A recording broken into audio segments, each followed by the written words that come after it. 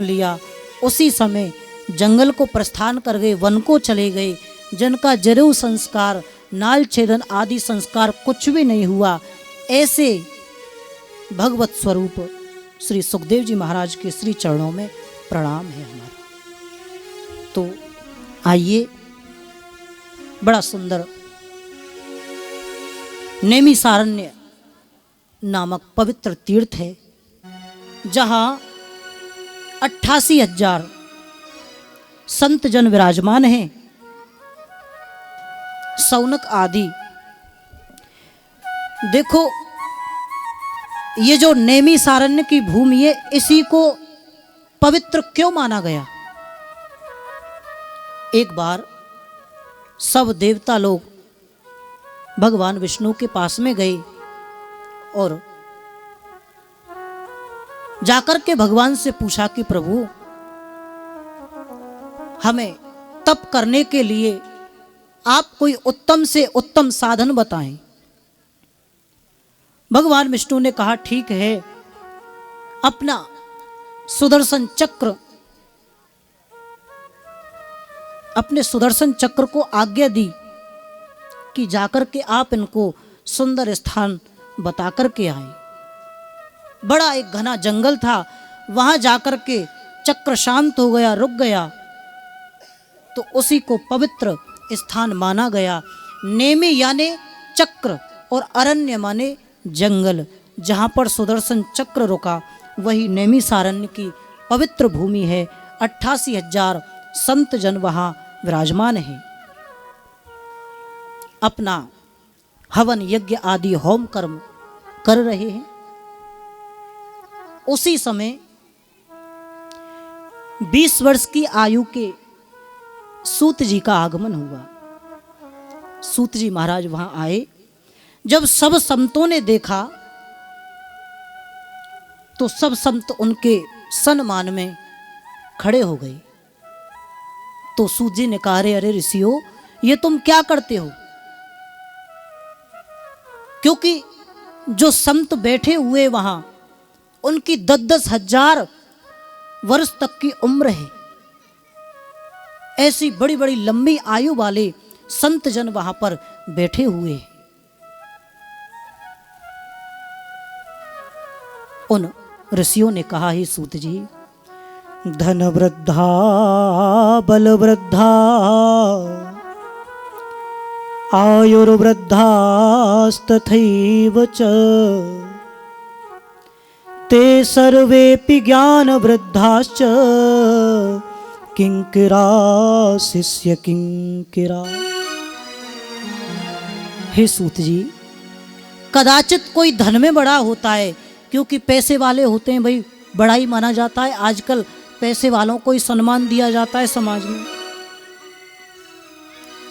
कदाचित कोई धन में बड़ा होता है, कोई बल में बड़ा होता है, लेकिन हे सूत जी, वास्तव में जो बड़े होते हैं ना, जिनको ज्ञान है, वही बड़े होते हैं। तो आप को बहुत ज्ञान है, अनंत ज्ञान है। और हे सूत जी, आप आसन पर विराजमान हो जाइए और हमें भगवान की आप कथा सुनाएं, श्रवण कराएं। अज्ञान ध्वांत विध्वंस कोटि सूर्य सम प्रभा सूताख्या ही कथा सारम मम कर्ण रसायनम। हे सूत जी, अज्ञान ध्वांत विध्वंस, जो हमारे हृदय में अज्ञान रूपी अंधकार बैठा हुआ है, उसको छिन्न भिन्न करने में, उसको दूर करने में आप करोड़ों करोड़ों सूर्यों के समान हो। तो आप बड़े हो। सूताख्यायी कथा सारम मम कर्ण रसायनम। हे सूत जी, आपसे हमारी प्रार्थना है, हमें कथा का सार सुनाएं, जो हमारे कानों को प्रिय लगे। ऐसी कथा हमें आप श्रवण कराएं। और सूत जी, भक्ति ज्ञान आदि में वृद्धि हो, विवेक की वृद्धि हो। क्योंकि देखो, जो विवेक है ना, वही मनुष्य का काम करता है। यदि विवेक ना हो तो बुद्धि हमारी जो है उल्टे सीधे निर्णय जीवन में ले जाती है। यदि विवेक पक्का है तो बुद्धि कभी उल्टा सीधा निर्णय नहीं ले सकती है। विवेक उसी का जजमेंट करता है, विवेक ही उसको साधता है कि ये सही है या गलत है। इसलिए ऐसी कथा सुनाएं जिससे विवेक की वृद्धि हो, माया मोह से छुटकारा मिले। ये जो माया है ना, भगवान की बड़ी प्रबल है। सब प्रत्येक जीव माया के ही नचाए नाच रहे हैं। और ये जो माँ है, जो माता विराजमान है, इन्हीं के अंडर में सब कुछ है। यही संसार को चलाती है, यही हस्तक्षेप कर सकती है उसमें, और भगवान के सिवा किसी की सामर्थ्य नहीं है। हे सूत जी, हमें पवित्र से पवित्र करने वाली कथा सुनाए। बहुत ध्यान देने वाली बात है।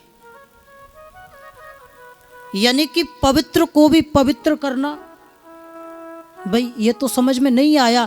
जो एक बार पवित्र हो चुका उसको पवित्र करें। तो कहते हैं कि श्रेयसाम यद भवेत् श्रेय पावनानाम च पावन। जितने भी साधन हैं, जप तप होम आदि, वो पवित्र तो कर देंगे, लेकिन उनके पावित्र से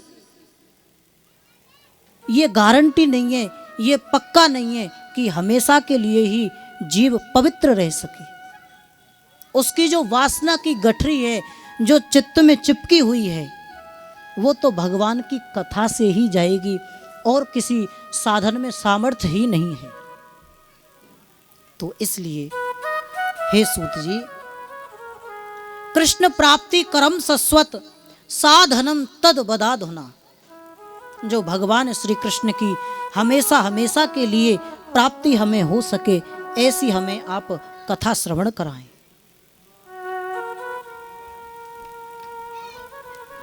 सूत जी ने कहा, ऋषियों, तुमने बहुत सुंदर प्रश्न किए हैं, बहुत अच्छी बात है तुम्हारी। ये जो आपने कहा है ना, ये अपने लिए नहीं कहा, क्योंकि जो संत होते हैं वो कभी अपने लिए कुछ चीज़ नहीं मांगते।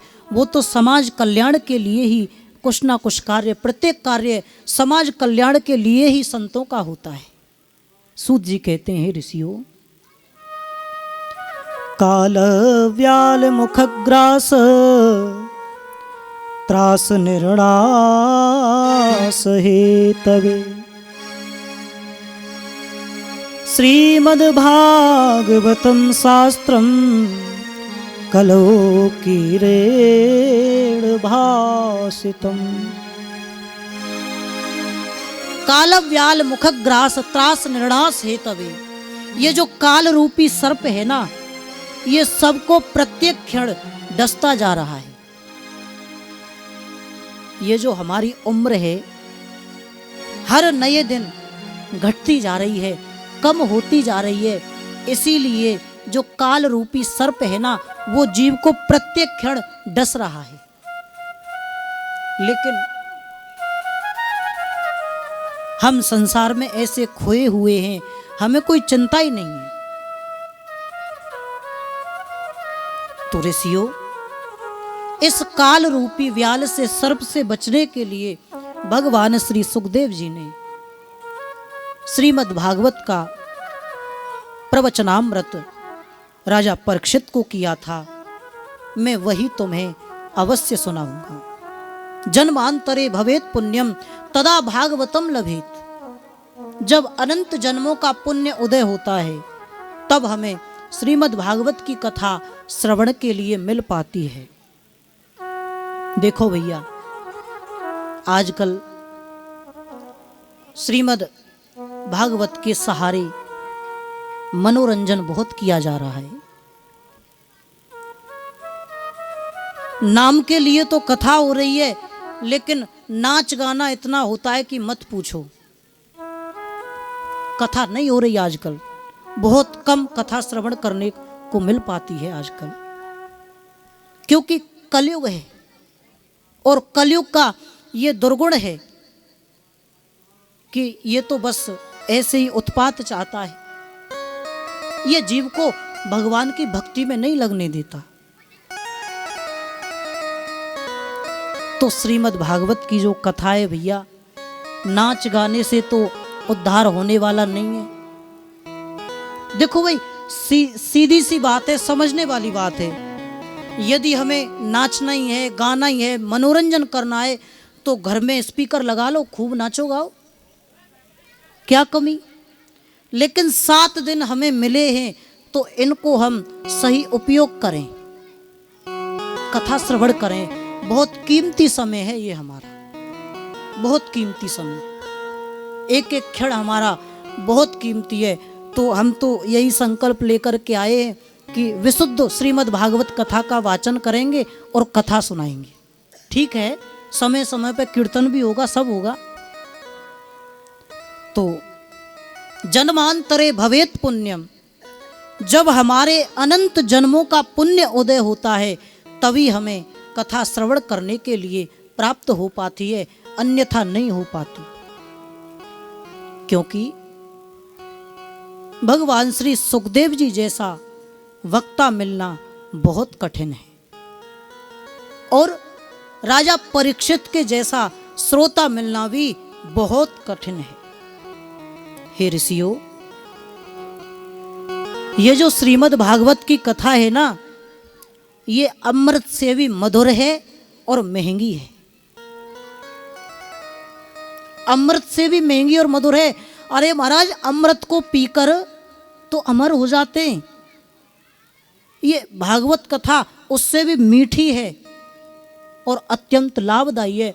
अमृत इस भागवत के सामने कुछ नहीं है।